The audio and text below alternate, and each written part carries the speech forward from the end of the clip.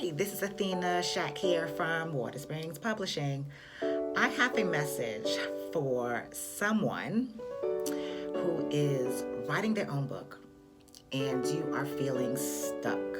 You know that God has placed this book in your heart and you know that it's going to help someone and you want to complete it, but that self-doubt keeps you going in circles. Listen, writing a book is it's a very vulnerable process. You don't realize how vulnerable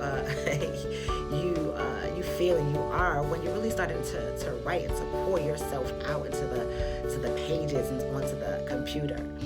And it's very reflective of where you are mentally, emotionally, and spiritually sometimes.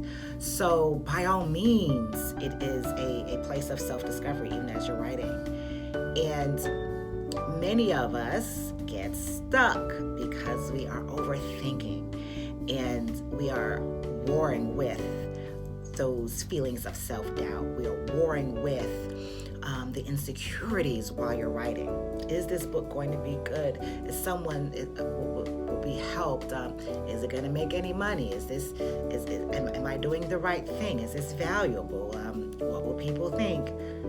Silence it up. Shut it up. Stop overthinking. Silence those doubts. Silence those insecurities. Silence the fears and write. Just write. That is your sole focus. If you know God has placed this book in your heart, it's not a question of, is someone going to be helped? It's not a question of, will this be good? If you do what you are supposed to do and write the story, write from your experiences, write that your experience and your knowledge, if you do that, it is going to help someone. Okay? So at this stage and at this juncture, your responsibility is to be obedient and just write. Get out of your way. One of the things that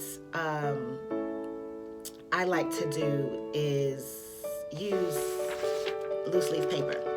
And the reason why I use loose leaf paper when I write as opposed to my laptop in the beginning is because I don't want anything to stop the flow. I don't want anything to stop the flow of what God has given me or that burst of inspiration. So what works for me is loose leaf paper. And why loose leaf paper? Because I can move it around later, right? So you need to find out what works for you, okay? And just write. If sitting on your laptop at night is how you work, do it. Just write and let it flow. Stop trying to overthink and even stop trying to self-edit every single paragraph.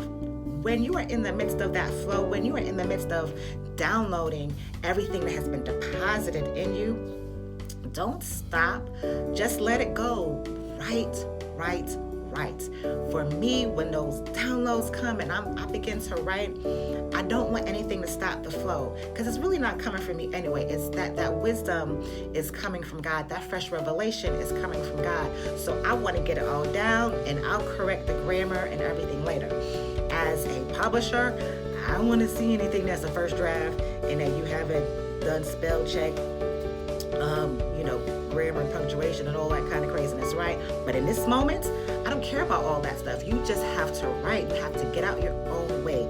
Stop getting stuck in the insecurities and in the doubts. Listen, it's part of the process. I've been there, I know. But your responsibility is to write. Your responsibility is to get those thoughts down. Your responsibility is to push it forward, okay? Get out your own way. Get out your own way and write. All right? I talked about self-editing. It was this gentleman on a podcast that I heard about a year ago. I love it. He said, write drunk and edit sober. Now, I am not giving you permission to go get plastered and write. That's not it, all right? But the idea is to write unbridled. It's just to get it all down. Some people would say, do a brain dump, all right? Do a spirit dump. Get it out. Fix it up later.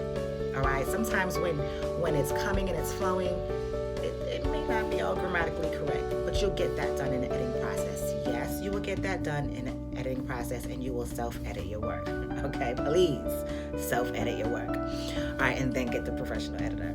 All right, so you get those ideas down just right. Silence those doubts. Silence those voices. And just right, okay? And most of all, just be obedient. Be obedient to what God has asked you to do. So I'm talking to the one, you know who you are. I may not know you by name, but you know God has placed these books in your heart. You know God has placed a series in your heart. You know God has placed a people in your heart that you have a burden to help. And it is through writing, it is through training, it is through curriculum.